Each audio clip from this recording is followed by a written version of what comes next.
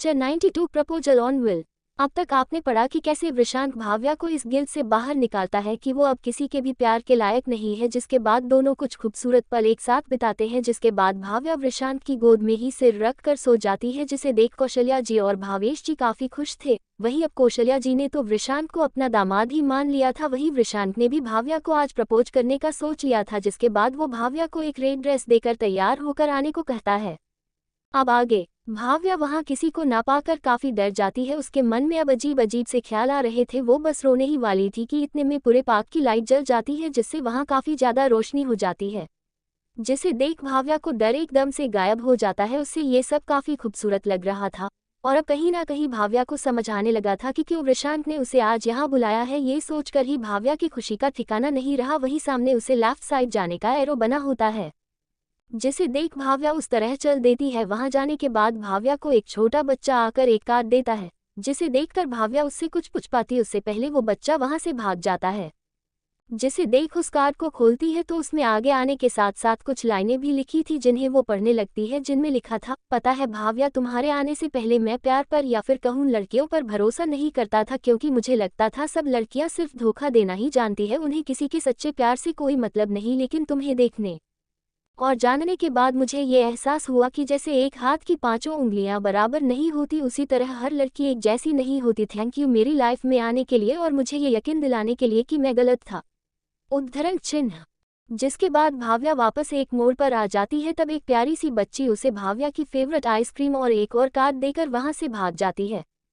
ये सब देखकर भाव्या अपने आप को आज किसी रानी से कम नहीं समझ रही थी, क्योंकि वृषांक उसे आज ऐसा ही फील करवा रहा था, जिससे वो काफी खुश थी। उस कार्ड में इस बार कुछ नहीं लिखा सिवाय राइट टर्न लेने के। ये देखकर भाव्या उस तरफ निकल गई एंड फाइनली भाव्या को वृषांक एक जगह खड़ा दिखा, जिसे देखने के बाद भाव्या को जैसे सांस लेना ही भूल गई, क्योंकि वृषांक आज लग ही इतना हैंडसम रहा था कि कोई भी उसे देखने के बाद यही रिएक्शन देता।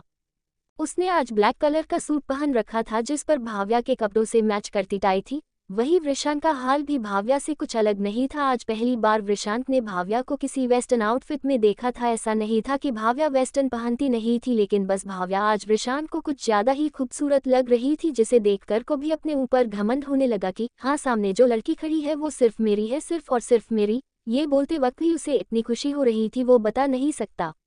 उद्धरण चिन्ह। जिसके बाद वृषांक भाव्या के पास चलकर आता है और बड़े ही स्टाइल से उसका हाथ मांगता है, जिसे देख भाव्या मुस्कुराते हुए अपना हाथ उसके हाथ पर रख देती है, जिसे पकड़कर वृषांक उसे आगे ले जाने लगता है। चलते चलते भाव्या वृषांक से पूछती है, तो ये सब करने के लिए तुम मुझे घर पर अकेला छोड़कर गए थे?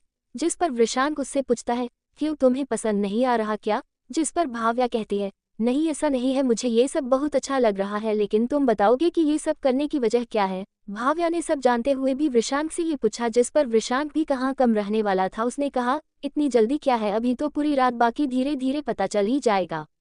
उद्धरण चिन्ह। जिसके बाद कुछ दूर चलते हुए वृषांक एक जगह आकर रुक जाता है। भाव्या देखती है सामने मूविंग व्हील था, जो कि उस शहर का सबसे बड़ा चूल्हा था। फिर वृषांक की तरफ मुड़कर पूछती है, हम यहाँ क्यों रुक गए हैं? जिस पर वृषांक उसके सामने जाते हुए पूछता है, भाव्या, क्या तुम मुझ पर भरोसा करती है? जिस पर भाव्या शर्माते हुए कहती है, कल रात के बाद क्या ये सवाल पूछना जरूरी है? ये बोल शर्माने लगती है, जिसे देख वृषांक का दिल भी खुशी से उछलने लगता है और उसके चेहरे पर भी मुस्कान आ जाती है। कुछ देर भाव्या यूं ही प्यार से देखने के बाद वृषांक कहता है, अब अगर तुम्हें मुझ पर भरोसा है तो मैं अभी तुम्हें ब्लाइंड फोल्ड बांधूंगा, जिसके बाद मैं तुम्हें एक जगह ले जाऊंगा। जिस पर भाव्या कहती है, ठीक है, लेकिन मेरा हाथ मत छोड़ना। जिस पर वृषांक उसके हाथ को पकड़ उस पर किस करते हुए कहता है, कभी नहीं। जिसे देख भाव्या वापस से शर्मा जाती है। वहीं वृषांक भाव्या को ब्लाइंड फोल्ड बांध देता है और उसे अपने साथ उस व्हील पर ले जाता है, जिसके बाद वो किसी को इशारा करता है, जिसके बाद व्हील चलने लगती है। भाव्या को एहसास होता है कि वो ऊपर की तरफ जा रही है, जिससे वो समझ जाती है कि वो अभी व्हील पर है।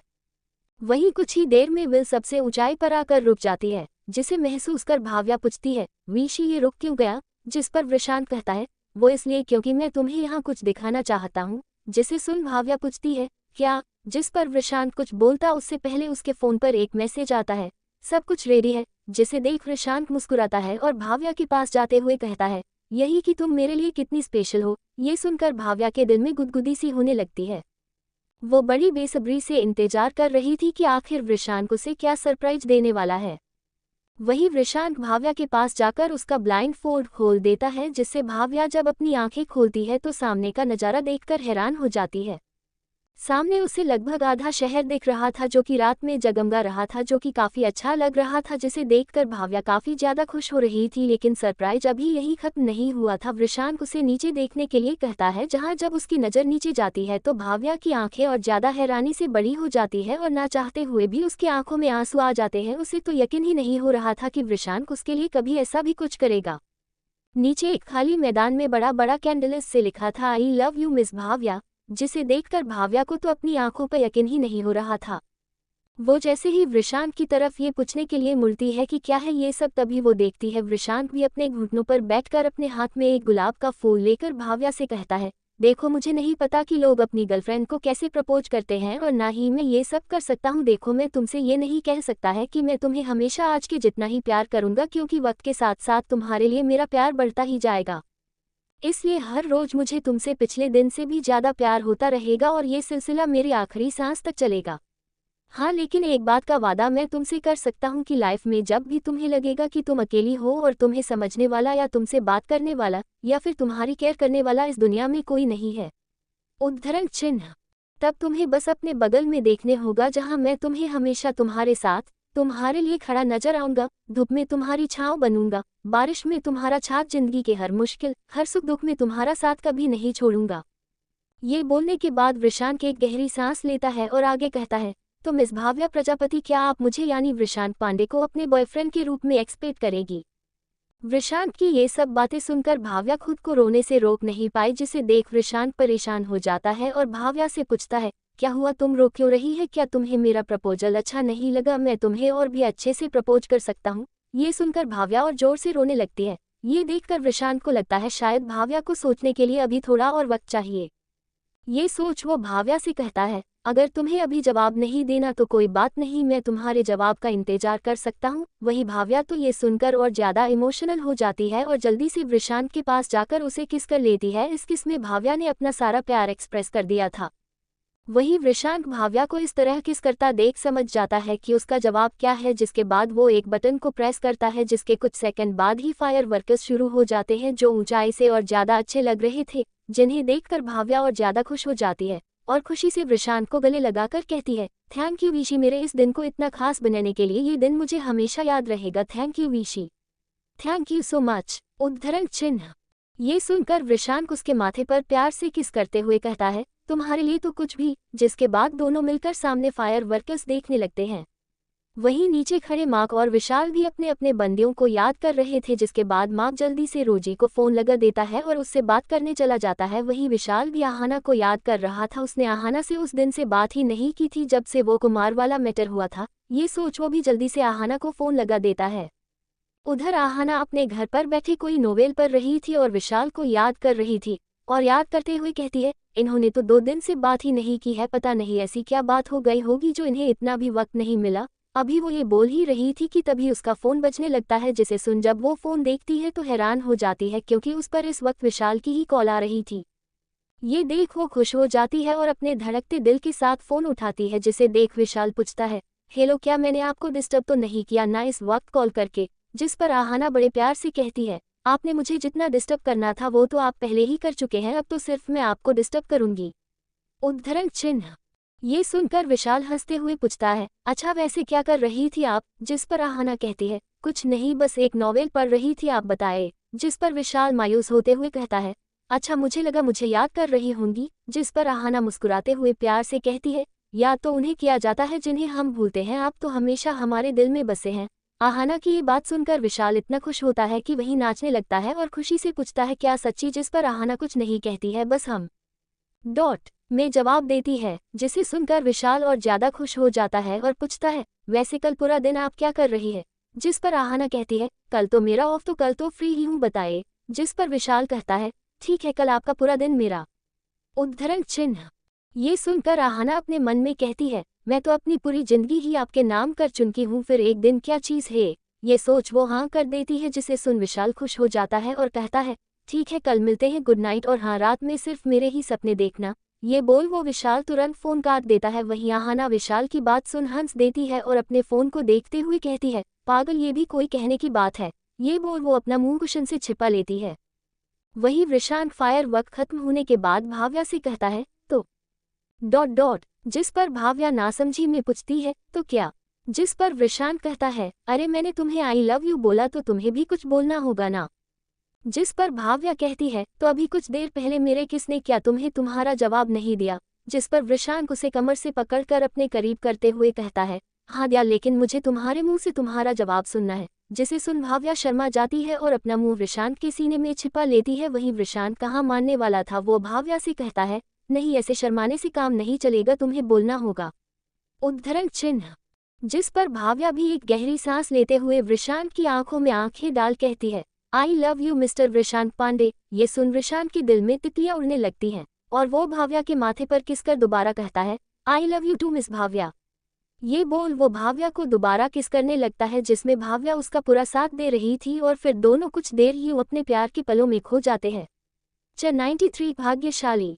अब तक आपने पढ़ा कि कैसे कौशल्या जी ने विशांत को तो अपना दामाद ही मान लिया था, जिसके बाद वो उसकी इतनी खातिरदारी करने लगी थी कि भावेश और भाव्या दोनों ही विशांत से चलने लगे थे। वहीं विशांत को तो कुछ भी समझ ही नहीं आ रहा था कि आखिर उसके साथ ये हो क्या रहा है।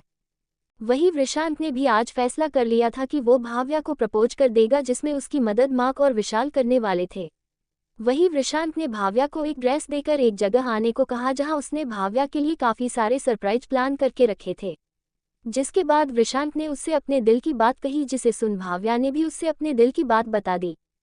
अब आगे दोनों कुछ देर यूं ही अपने प्यार के पलों में खोए रहे, जिसके बाद विशांत ने कहा, ओके अब नीचे चलते हैं, क्योंकि अभी और भी कई सारे चीजें हैं जो हमें साथ में करनी है। ये सुनकर भाव्या कहती है, अब क्या रह गया है। जिस पर विशांत कहता है, क्यों डिनर नहीं करना क्या। जिस पर भाव्या बच्चों की तरह उछलती हुई कहती है, हाँ करना है ना, मुझे तो बहुत जोर की भूख लगी है। वही विशांत भाव्या का बचपना देख मुस्कुराए बिना नहीं रह पाता और उसका हाथ पकड़ते हुए कहता है, ठीक है तो फिर चलो। जिसके बाद वो विशाल और मार्क को मैसेज कर देता है कि मेरा इतना साथ देने के लिए थैंक यू, पार्टी कल ऑफिस में मेरी तरफ से। जिसे देखकर विशाल और मार्क हंसने लगते हैं और वहां से निकल जाते हैं। वही विशांत भी भाव्या को एक खूबसूरत से रेस्टोरेंट में ले जाता है जहां से पूरा शहर दिख रहा था। वहीं ठंडी ठंडी हवाएं उस जगह को और ज्यादा रोमांटिक बना रही थी, जिसे देखकर भाव्या काफी ज्यादा खुश हो जाती है। फिर उसके दिमाग में एक ख्याल आता है कि आखिर विशांत ने इतना सब किया कैसे। जिस पर तुरंत वो विशांत की तरफ मुड़कर पूछती है, वैसे एक बात बताओ, तुमने ये सब किया कैसे, इतने पैसे कहाँ से आए तुम्हारे पास। जिसे सुन विशांत एक पल के लिए घबरा जाता है और अपने मन में सोचता है, इस सवाल के बारे में तो मैंने सोचा ही नहीं, अब इसे क्या जवाब दूं। फिर एक गहरी सांस लेते हुए कहता है, अरे इसमें ज़्यादा पैसे नहीं लगे, वो तो उस अम्यूज़मेंट पार्क का मैनेजर मेरे मालिक का अच्छा दोस्त है, जिससे मेरी भी उसके साथ जानन पहचान हो गई, तो मेरे कहने पर उसने रात को पार्क खोल दिया। फिर अपने कॉलर को उठाते हुए कहता है, और फिर मैं इतना गरीब भी नहीं कि अपनी गर्लफ्रेंड को खुश करने के लिए इतना भी ना कर सकूं। ये सुनकर भाव्या नाराज होते हुए कहती है, क्या जरूरत थी ये सब करने की, क्यों किया इतना खर्चा। मैं तो वैसे भी तुम्हारे आई लव यू कहने से मान जाती ना, खामखा इतना पैसे खर्चा कर दिए तुमने। तुम्हें उन पैसों को बचा कर रखना चाहिए था, आगे चलकर वो हमारे ही काम आते। आगे से मुझे खुश करने के लिए ये सब करने की जरूरत नहीं है, मुझे तुम्हारा साथ ही खुश कर देता है, बाकी मुझे कुछ नहीं चाहिए, समझे। ये सुनकर तो विशांत को यकीन नहीं होता है कि क्या सच में भाव्या जैसी लड़कियां भी इस धरती पर होती है। मतलब जहां दुनिया की हर लड़की को ये सब देखकर खुशी होती है, वहां उसकी गर्लफ्रेंड उसे ये सब करने से इसलिए रोक रही थी कि उसके पैसे खर्च हो रहे हैं, वो भी तब जबकि वो खुद इतने बड़े बाप की बेटी है। वही विशांत को अपनी सोच में घूम देखकर भाव्या उससे पूछती है, क्या सोचने लग गए। जिस पर विशांत कहता है, मतलब तुम इसी गोले से हो ना। ये सुन भाव्या पूछती है, मतलब तुम कहना क्या चाहते हो। जिस पर विशांत उसे अपने मन की बात बताता है, जिसे सुनकर भाव्या एक गहरी सांस लेते हुए कहती है, देखो विशी, दुनिया में दो तरह की लड़कियां और दो तरह के लड़के होते हैं। एक जिनके लिए प्यार किसी साधना से कम नहीं होता, वो प्यार को सबसे बड़ी ताकत मानते हैं, और दूसरे उसी प्यार को अपने हवस के पूरा होने का जरिया माने हैं। और ऐसे लड़के और लड़कियां दोनों ही होते हैं। पहले किस्म की लड़कियां अगर किसी बेकार और गरीब लड़के से भी अगर प्यार करती हैं तो उसे भी आगे बढ़ने के लिए मोटिवेट करती है, जिसके साथ साथ वो भी खुद भी ऊपर जाती है। ऐसे जोड़े हमेशा खुश और सक्सेसफुल होते हैं। लेकिन वहीं अगर किसी अच्छे लड़के को ऐसी लड़की मिल जाती है जिसके लिए वो सिर्फ टाइम पास होता है और अपनी नीड्स को पूरा करने का केवल एक जरिया, तो ऐसी लड़की फिर चाहे कितने भी अमीर और अच्छे लड़के के साथ हो, अंत में उसके पास जब उन्हें देने के लिए कुछ नहीं होता तो वो उसे छोड़कर किसी दूसरे के पास चली ही जाती है। यही केस लड़कों में भी होता है। कुछ लड़के जिन्हें लड़की की रूह से, उसके व्यवहार से प्यार होता है, उससे वो छूने में भी 100 बार सोचते हैं, लेकिन वही कुछ लड़के जिनके लिए लड़कियां सिर्फ उनके शारीरिक भूख को मिटाने का एक माध्यम होती है, उन्हें लड़कियों को छुए बिना चैन नहीं आता। और ऐसे लड़के और लड़कियों के उदाहरण तुम पहले ही देख चुके हो। ये बोल वो नेहा और विश्वास और कल्याण की तरफ इशारा करती है, फिर आगे कहती है, मेरे लिए प्यार एक ऐसा पवित्र रिश्ता है जिससे बंध कर इंसान 7 जन्म तक साथ रहता है, और मैंने तुमसे सच्चा प्यार किया है, तो मुझे तुम्हें आगे बढ़ते हुए देखने में ज्यादा खुशी होगी, ना कि तुम्हारे ये सब करने से। वृषांक भाव्या की बातें सुनना चाहते हुए भी भाव्या और निशा को एक दूसरे से तुलना करने लगता है और अपने मन में कहता है कितना फर्क है दोनों में। जहां एक तरफ भाव्या के लिए उसका प्यार, उसका साथी ही सब कुछ है, वहीं दूसरी तरफ निशा को सिवाय पैसों से किसी और से प्यार नहीं है। सच में थैंक यू भगवान, मुझे दूसरा मौका देने के लिए और एक ऐसी लड़की ने मिलाने के लिए जिसमें मुझे सच्चे प्यार का महत्व समझाया। वही भाव्या वृषांक को दोबारा अपने ख्यालों में खोता देख पूछती है, तुम वापस किन ख्यालों में खो गए? जिस पर वृषांक अपने होश में आते हुए कहता है, नहीं कुछ नहीं, बस ये सोच रहा था कि जरूर मैंने पिछले जन्म में मोती दान किए होंगे, जो इस जन्म में मुझे तुम जैसी लड़की मिली। ये सुनकर भाव्या शर्मा जाती है, जिसके बाद दोनों अपना खाना खाते हैं और वहां से घर के लिए निकल जाते हैं। जहां एक तरफ भाव्या और वृषांक एक दूसरे का साथ पाकर काफी खुश थे, वहीं दूसरी तरफ विशाल आहाना के ख्यालों में खोया हुआ था। वो अपनी कार चलते हुए आहाना के बारे में सोचता जा रहा था कि आखिर कैसे उसे इतनी समझदार और सुलझी हुई लड़की मिल गई जो उसे इतना समझती है। ये सोच वो अपने कल के ख्यालों में खो जाता है कि वो कल आहाना के साथ क्या क्या करेगा, कहाँ कहाँ जाएगा, उसे कैसे अपने दिल की बात बताएगा, वगैरह वगैरह। जिसके बाद वो अपने ख्यालों से बाहर आकर अपने आप से कहता है, मुझे कल के लिए अभी से ही प्लान कर लेना चाहिए, ताकि कल एक मिनट भी वेस्ट ना हो और मैं आहाना के साथ अपना पूरा समय अच्छे से बिता सकूं। ये सोच वो कल की प्लानिंग करने लग जाता है कि वो कल क्या क्या करेगा, किस वक्त पर कहाँ लेकर जाएगा आहाना को, क्योंकि वो कल आहाना को बहुत ज़्यादा स्पेशल फील करवाना चाहता था, जैसे बाकी लड़के अपनी गर्लफ्रेंड को करवाते हैं। वहीं आहाना भी अपने बेड पर लेटे हुए यही सोच रही थी कि कल वो विशाल के साथ क्या क्या करेगी, जिसे सोचते ही आहाना को शर्म आने लगती है।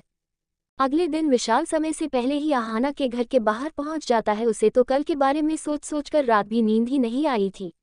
आज विशाल कुछ ज्यादा ही स्मार्ट बनकर आया हुआ था। अरे भाई, स्मार्ट बने भी क्यों ना, वैसे देखा जाए तो ये उसकी पहली डेट जो थी, क्योंकि इससे पहले वाली डेट तो वृषांक के फोन ने बर्बाद कर दी थी, जिस वजह से विशाल आज की डेट के लिए काफी ज्यादा एक्साइटेड था। वहीं आहाना की भी कुछ ऐसा ही हाल था, उसे भी कल रात नींद नहीं आई थी, जिसकी वजह से उसे सुबह उठने में काफी देर हो गई थी। जब उसकी नज़र घड़ी पर पड़ी तो वो समय देखकर हैरान हो गई और अपने आप से बोली, तुम आज के दिन इतनी लेट कैसे हो सकती है आहाना, हद है। ये बोल वो जल्दी से फ्रेश होने के लिए बाथरूम में घुस जाती है और जल्दी से तैयार होकर आईने के सामने आ जाती है। आज उसने फिरोजी कलर का सूट पहना हुआ था, जिसमें वो बहुत खूबसूरत लग रही थी। वो जल्दी से नाश्ता करके बाहर आती है तो विशाल को वहां खड़ा हुआ पाती है। आज उसे विशाल हर दिन से अलग लग रहा, वो शायद इसलिए क्योंकि आहाना ने आज तक विशाल को सिर्फ फॉर्मल्स में ही देखा था, लेकिन आज विशाल ने ब्लू जीन्स पर ब्लैक टी शर्ट पहन रखी थी और साथ में स्निकर्स उस पर काफी सूट कर रहे थे। वही विशाल भी आहाना को देखता ही रह गया। उसे तो आहाना पहले ही हर कपड़ों में खूबसूरत लगती थी, लेकिन आज की तो बात ही कुछ और थी। वो दोनों एक दूसरे को देखने में इतना बिजी हो जाते हैं कि उन्हें ये ध्यान ही नहीं रहता कि वो इस वक्त कहाँ पर खड़े हैं। वहीं ऊपर से अनवर जी और शकीना जी उन्हें देखकर खुश हो रहे थे।